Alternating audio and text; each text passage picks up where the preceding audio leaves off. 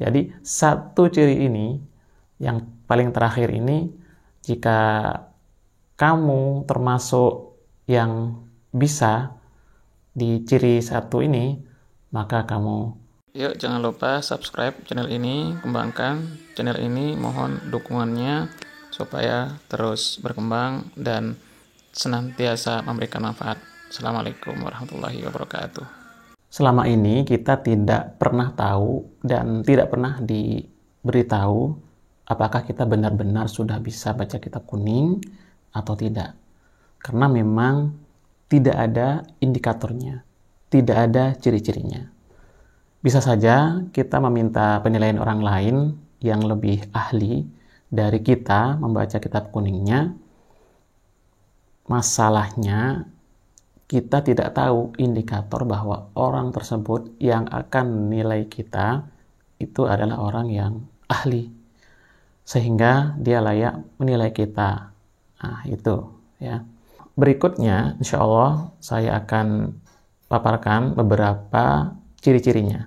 Beberapa ciri-ciri ini sebenarnya tidak terlalu memberikan suatu penilaian bahwa kita itu termasuk yang sudah bisa baca kitab kuning atau belum. Yang paling terlihat bahwa kita itu sudah bisa membaca kitab kuning, itu ciri-cirinya hanya satu. Tetapi satu ini mewakili sekitar 50% lebih, ya, bahkan 80%. Intinya kita termasuk sudah bisa jika kita memenuhi satu ciri ini. Pertama itu, kalau kita mengerti sekitar 90% kosakata dari satu halaman yang sedang kita baca. Misalnya, kita membuka kitab kuning, kemudian kita lihat satu halaman tersebut. Rata-rata kosakata yang ada di halaman itu, kita mengerti 90%-nya.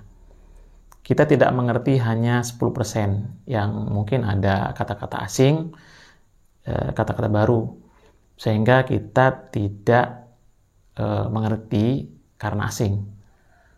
Nah, itu tidak masalah ya. Berarti kita menguasai kosakata yang ada di satu halaman yang kita baca tersebut ya. Kemudian yang kedua, kita bisa memahami maksud dari penulis kitab kuning tersebut. Jika kita bisa memahami secara garis besar maksud dari tema yang sedang kita baca, maka pertanda kita bisa baca kitab kuning. Misalkan, satu judul dalam kitab tersebut kita baca dan kita mengerti apa yang dibicarakan oleh penulis, maka cirinya kita sudah bisa baca kitab kuning. Tapi indikatornya, ciri-cirinya ini masih belum komplit. Nah, yang ketiga, itu kalau kita bisa membaca atau memberikan harokat atau baris pada kitab ngudul, ya, pada kitab kuning. Yang kitab kosongan, nggak ada harokatnya sama sekali. Kita bisa memberikan harokat dengan benar. Nah, itu tandanya kita bisa baca kitab kuning.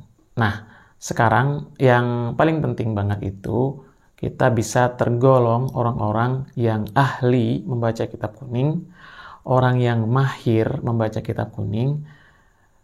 Ini kalau kita bisa meng-i'rab, ya, bisa memberikan penjelasan per kata.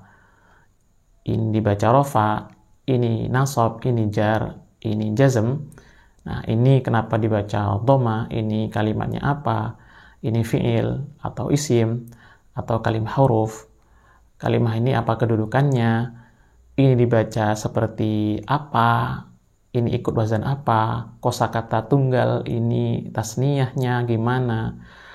Jamaknya gimana? Menggunakan jamak taksir atau jamak muannas salim atau jamak mudzakkar salim atau jamak taksirnya sighat muntahal jumu dan lain-lain. Nah, jika kamu bisa menjabarkan dengan lengkap, berarti kamu sudah mahir baca kitab kuning. Dengan catatan, kitab kuning apa saja yang kamu baca, kamu bisa meng-i'rabnya. Bukan kitab itu-itu aja, yang biasa kita baca dan kita kuasai, itu pun ngaji dari ustadz.